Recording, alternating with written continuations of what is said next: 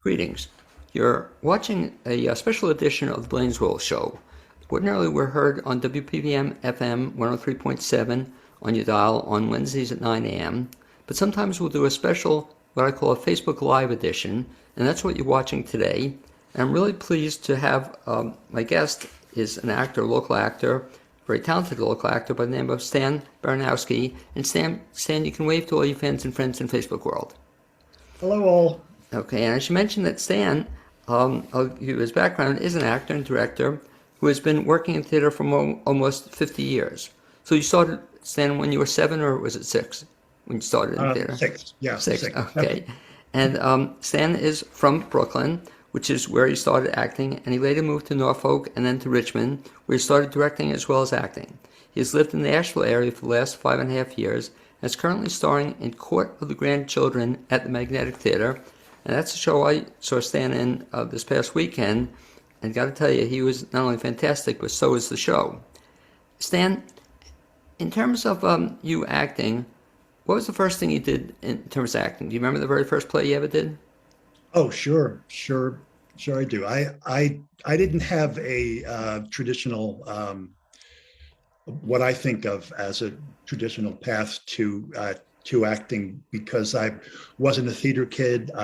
I wasn't even in any plays in high school. But when I was in college, when I was a sophomore, my best friend had gotten into NYU Film School, and when it came time for him to be making his student films, he needed actors, and he asked me, and I said, "Oh, okay, sure, that would be fun." And so I did a couple of his films, and then I thought I knew I wasn't going to be able to go to film school for a variety of reasons, but I looked to see what Brooklyn College, which is where I was going, what they had that was close to that. And at that time, they didn't even have a separate department of theater. But what they did have is a department of speech and theater, and so that became my major. And as soon as I got into the department, I was getting involved in doing some of the senior projects that the seniors have to do to graduate. And the first one I did was a play called A Touch of Brightness by a writer named Partap Sharma. It takes place in a slum in India, and it concerns this old man who has gotten together this gang of kids that he teaches to be thieves, and that's how they all live. And I got the part of the old man. So here I am in my very, very first time on stage. I'm probably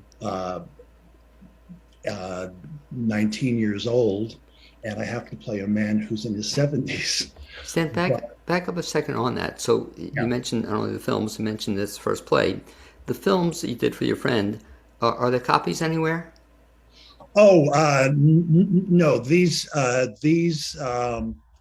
were just class projects, and I'll tell you, they really weren't very good. My friend thought he was a whole lot more talented than he actually is. So he didn't stay in the field then? He didn't become a famous director? Well, we kind of lost contact after that. I know he was involved somewhat in films, but I never heard of him doing any films that you could actually go and see. Well, So apropos of that, Stan, I have this idea, which I've shared with Katie Jones at Magnetic Theater and some other people, but I have this idea that what I want Magnetic Theater to do as a fundraiser is everybody would recreate their first role. You know what I mean? So can you imagine that? Because I assume you don't have a tape of that, but wouldn't that be great to be able to go back now as you're getting closer to the age and to recreate? You don't have to do the whole show, but just maybe part of it.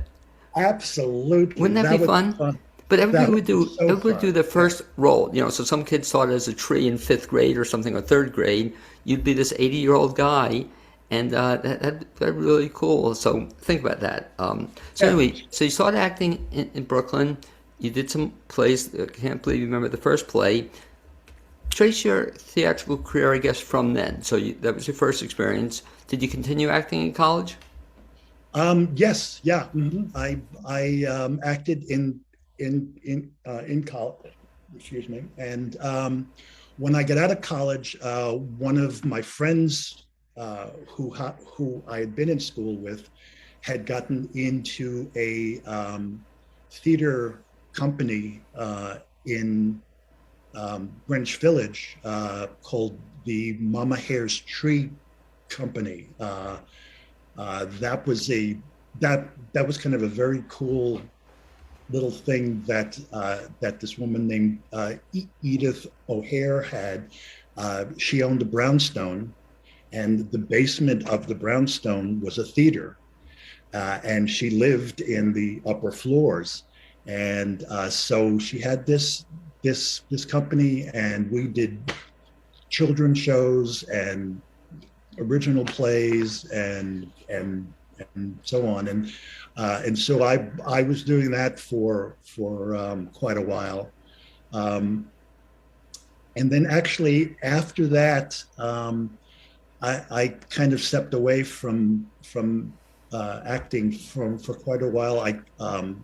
I got married. My wife had no interest in theater or acting, and I was concentrating. I was the only one of us who was working, and so I had to kind of concentrate on bringing in the dough and not so much on acting until um, uh, a few years later when we got divorced, and I kind of had an epiphany. I hadn't even been thinking about going back to acting, and I was taking a class in something or other at Old Dominion University, and I happened to be walking to my class in the science building, but which for some reason had on its main floor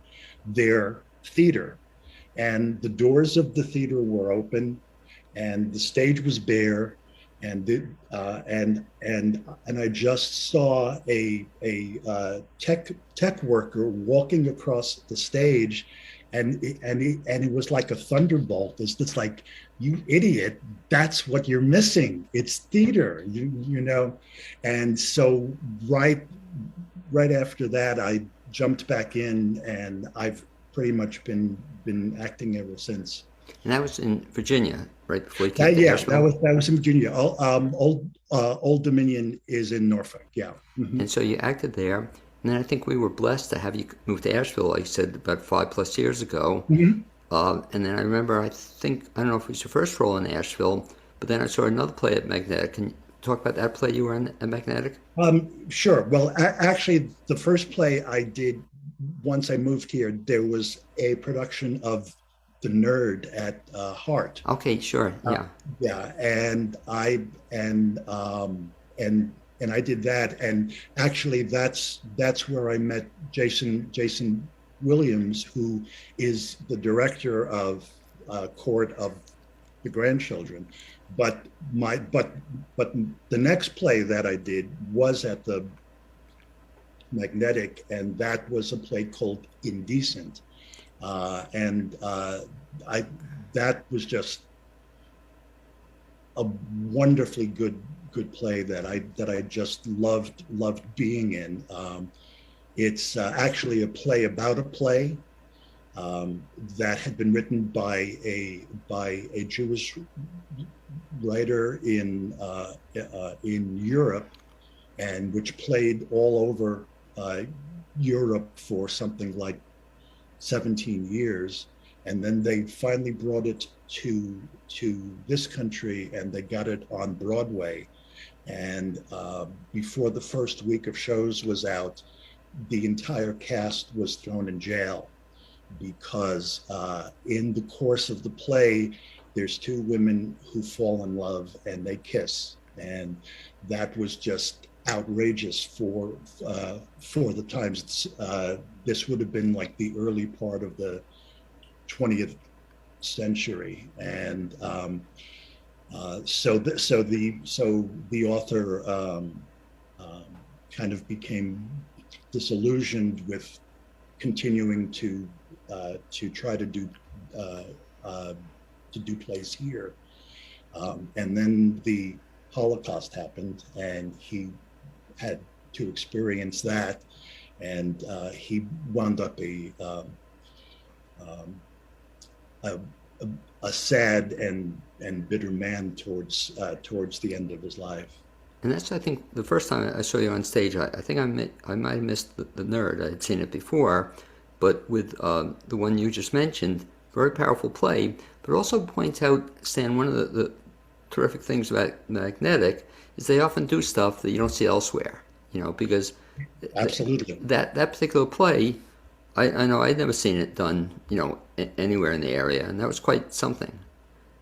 Yeah, and it was kind of an exception, I think, to their normal policy about plays, because I don't think that this was the first time it had been done anywhere. Right. But as you say, it certainly hadn't been done very, very much, and so to everyone here, it was a brand new play. And so at the same time, so you're acting in the area. You told me off the air, I know that you've also done some directing as well. And Yeah. let me ask you this. I always ask an actor, especially, if you had a preference to either act or direct, do you have a preference? um, Well, I tell you, at this point in my life, my preference would probably be to direct. I like, well, when I'm acting, I just have to concentrate on figuring out this one character. When I'm directing, I have to figure out all of the characters, and I have to figure out exactly what it should look like, and how to make the whole thing run seamlessly. And I, that to me is just more satisfying.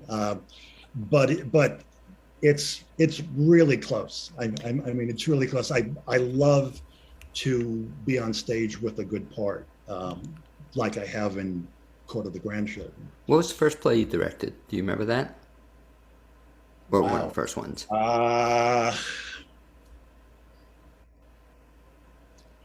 Yes. I remember. I was working in the generic theater in Norfolk still. Okay, and someone came in with the idea to do a play called I'm Not Rappaport. Oh, I know it, sure. You know that play. This was an older man, and he wanted to play the lead, and so he wanted to, yeah, and he had gotten a theater to allow him to do the play, and now he needed a director, and so he asked the artistic director of the generic, which was a man named Bob Nelson, and Bob passed on it, but I was sitting there, and he said, "But Stan can do it," and I was like, okay. And so he actually gave me my first shot at directing, and I actually went on to direct that play a second time because I really like it. It's really well written. Food for So thought. You should keep that in mind. In that, I don't think it's been done in this area at all. 15 years I've been here. I I'll tell you, most of the plays that I have either been in or have directed, I don't believe have ever been done here. So there's like a whole trove of scripts that could be used. And what's really exciting, Stan, in terms of what you said, several years ago it was just the opposite. That they do shows, and three different places would do it at the same time. The Nerd being one of them. At the same time you were doing the Oh Nerd, it was yes. done. I'm telling you, Stan, within 6 months it was done at three different, theaters in the area. Yes, yes, And yeah, what a shame, because like you said, there's so many plays, extended plays.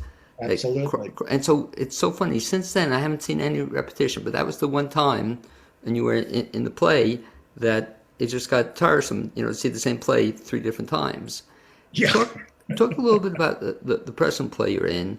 And again, I can only kind of give a heads up to folks that if you want to see something unusual, catch this play. And it's, I think I have the name, what is it, curse, is it, what's the first word? Court of Court, I'm sorry, Court of the Grandchildren. Yeah. And for the folks who don't know what the play is about, Stan, if you could kind of give the Reader's Digest version. I will do my best. The play takes place 30 years in the future. It takes place in Charlotte, North Carolina. And there's been a disaster that was caused by climate change. The ice sheets have melted. There's been a huge flood, and homes and cities have just been that were on the coast have been wiped out, and a lot of people have died. And the ones that were able to escape all that have become refugees. And so now Charlotte is populated with these refugee camps. And the generation that is living through all of this blames the older generation, which they call the burners, for causing all of this. And in particular, their hatred is directed towards this one man whose name is David Moreland, and that's the character that I play. David was the leader of climate change policies in North Carolina, and he was also the head of the U.S. negotiating team that went to a world conference in Helsinki to try to get all the major countries of the world to kind of agree on a plan to avert this kind of disaster. And as it turns out, they did something, but they didn't do as much as they should have. And so the disaster happened, and they mainly blame David. And so he is persuaded that he has to appear in front of what's called the climate court to answer for his actions. In the course of the play, he actually undergoes a complete change in his attitude towards life. I think that pretty much sums it up. How did it feel to be hated? You were not a popular guy in that show, or certain people didn't like you too much. Well, yeah, I mean, it's one of those funny things. There are protesters who are in the show, and I know when they're going to appear, but they always take me by surprise. Oh, do they really? And it's like, and suddenly it's I start to get a little scared, because it's like if they're shouting, how close are they? So yeah, I mean, it's there's the second scene of the play is my character venturing out in public for the first time in over a year, and one of these younger people sees him and just starts screaming at him, you know, and it completely takes him by surprise, because he forgot that there's a lot of people that hate him, you know. Two things caught me by surprise. Several things actually caught me by surprise. But with respect to you and your performance, the one thing that just I'm still shaking my head over is the fact that that was not a small role for anybody, you know. And so, was that, I guess, the largest role you ever had? Or up there? Absolutely, yeah, absolutely. And it's doubly significant because it's a role for an older actor, you know, and there aren't that many parts for older actors written at all, and for there to be this, you know, not just a part, um, but this absolute feast of a part for an older actor is just extraordinary. I've certainly, not that I can remember, I don't think I've ever been the star of a play, and I certainly am in this one, and it's a lot of work, but I love it. Let me ask you this, Stan, because what impressed me, not only with you, with other actors, is how you memorize stuff, and how do you go about memorizing that part? Like, do you read it? Were you reading against anybody, or? Well, most of the time, I actually have an app on my phone, which takes the place of uh, um, having someone there to read with. Excuse me again. Um, um, and you know, but this is, you know, this is one of the things that that surprises me and interests me about this whole process of being on stage. I've gotten the, you know, I've gotten the idea that the brain is like a muscle, you know, and once you train a muscle, it's there, you know, and I really feel like even though I got somewhat of a late start in acting, I trained myself to be able to memorize lines early, and that, thank goodness, has always been there. I you know, I've developed some tricks that help me to remember, you know, what line comes next, or things like that. But for the most part, once the lines are in my head, they're in my head, and you know, and it's just a matter of going over it and going over it and going over it, and eventually you remember the sequence, you know, and now we're talking about this, and then we're going to talk about that, and then we're going to finish with this, and it's that kind of thing, and that helps to remember which line comes where. The other thing I want to mention about your performance, and if you care to share the secret, I'd appreciate hearing it. But I'm watching in the play and enjoying it. Then all of a sudden, toward the very end, moving into the last scene, almost like before my eyes, you know, you had certain health problems, but you really looked like you aged, you know.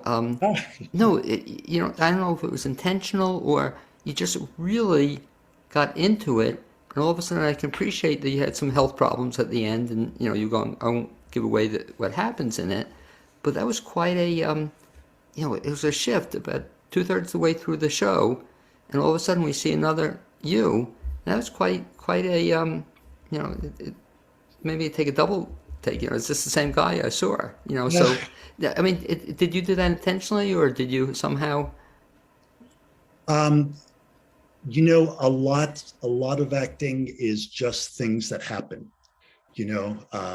It's like I can have an intention that, okay, in this scene, these are the circumstances, so I feel like maybe I should do it like this. But the kind of thing you're talking about, I'm totally not aware of, and I'm not planning that. I mean, it kind of just happens as the result of the things that I'm consciously doing. Uh, um, Changes me or in whatever way, so that perhaps to the audience, as you say, I might look like a different actor. No, you really did. It's just Yeah, I mean, as that in that last scene, as you say, I'm very sick, and so I had to play it differently than I had been playing it up until then, and whatever I came up with, I I guess it worked. well, that's why I was glad we were able to get you for this special Facebook Live edition of the show, because I was still, worried you wouldn't be around to do it, but you're still here, so that's good. So you made it through the show. Talk about, Stan, if you can just give a shout out to some of the other people in the show, not necessarily everybody, but let's just start off with the fact that you worked, I think, with a very talented director, and I believe you said you worked with him before. Talk about your director. Yeah, so as I mentioned, the play is directed by Jason Williams, and Jason and I were both in that production of the Nerd that I talked about, which was the first play that I did once I had moved down here. The rest of the people in the cast are all new to me. Uh, Again, I haven't done all that much acting here yet, because there aren't that many roles that I could do. But it's really wonderful to be working with all these younger actors who are just terrific. How was it playing? How was it playing? I guess maybe the first time against a robot. That was interesting, because one of the things that is established in the play is because the fact that we're in the future, and we have a lot of robots doing the work that human beings used to do, and human beings have gotten in the habit of being just very abusive to robots, because they're not people, and so I get to to just scream at this robot who is taking care of me with no guilt whatsoever, because it's not a person, it's a robot. And give a shout out to her, by the way. I thought her performance was great. Yes, that's Sonia DeAndrea. She is wonderful. Yeah, yes. I obviously did a great deal of the play with her, because pretty much wherever my character is, she has to be there to give me my medication and make sure I'm fine, and so on. The other actor that I do a lot of scenes with is Morgan Miller, who plays Lily, who turns out to be a long lost family member of mine, who I was not aware of, and she's also terrific. I mean, so I'm surrounded by these actors who are just wonderful to work off of. It really helps me to be better at what I'm doing if I have them to work with. And we won't mention everybody in the cast, but I'll just mention the rest of the cast is equally talented.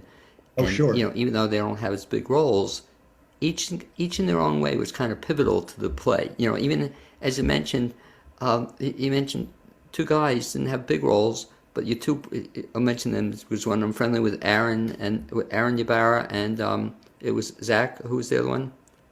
The other, Yeah, Zachary Hamrick. yeah, Yeah, and just hearing them as the protesters was just kind of fun. yeah. And they were nasty about it too. They weren't nice to you. Oh, absolutely, absolutely. Keep it real. Keep it real. Now, was that all scripted, or did they come up with some of this on their own? No, that is in the script. That's the exact lines they said and where they said them is in the script. So, yeah. What I found interesting in reading about the playwright is, where was he from? He is from Australia. Yeah. His name is Michael Muntisov. So Yeah. how did he know though? But it was based, like you said, in North Carolina. Had he spent time in this country, or? No, see, that's the interesting thing. This story, Court of the Grandchildren, was actually a novel first that Michael wrote with another writer, and then he got the idea to adapt the novel into a play. And I don't know this for sure, but I believe that when he proposed to do it at the Magnetic, um, they might have asked him to make it local. Oh, interesting.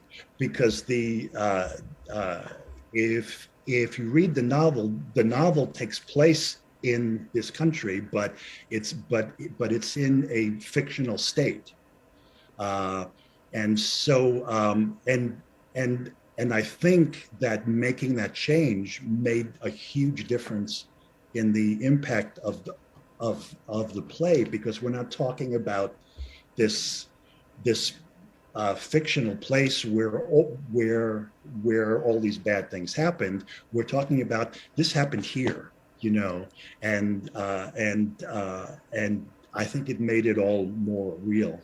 And you're right, because for me it felt real. As I hearing places I knew, and it felt real. Sure. I also thought, I guess since we're mentioning everybody else, we mentioned the others, I thought Scott Fisher was, with his lawyer, was very powerful. Yes, right. I should also have mentioned Scott because I do have a number of court scenes, and he is all over them. Yeah. No, what was so interesting about his performance, I thought, too, is he oftentimes plays a comic role. He's a very funny guy, too. I don't know if you saw it. And so he was really good in this. And where I liked another touch I think the director or someone put in, too, there was enough futuristic stuff in there that made it feel like it wasn't, 2022. Exactly. Like Scott's what he was wearing. I thought the costuming was effective. Right. Yeah. It made you think a little bit. And I guess the last two, let's see, whoever we mentioned the judge, so you had to get on the good side of the judge, and I think she was effective in that. Right. The judge is played by Roberta Whiteside, and we also have there are several roles that are played by Emily Tucker. Okay.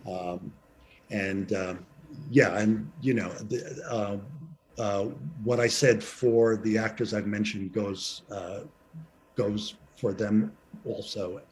Everybody is doing their part make this play what it is. If Yeah. people want to see the play, Stan, they still have 2 more weekends to do so. When's it run through, and what are the dates and times? Right. So it's going to run this Thursday, Friday, and Saturday at 7:30, and this Sunday at 4 o'clock, and then next week, Thursday, Friday, and Saturday, and we close on Saturday the 23rd.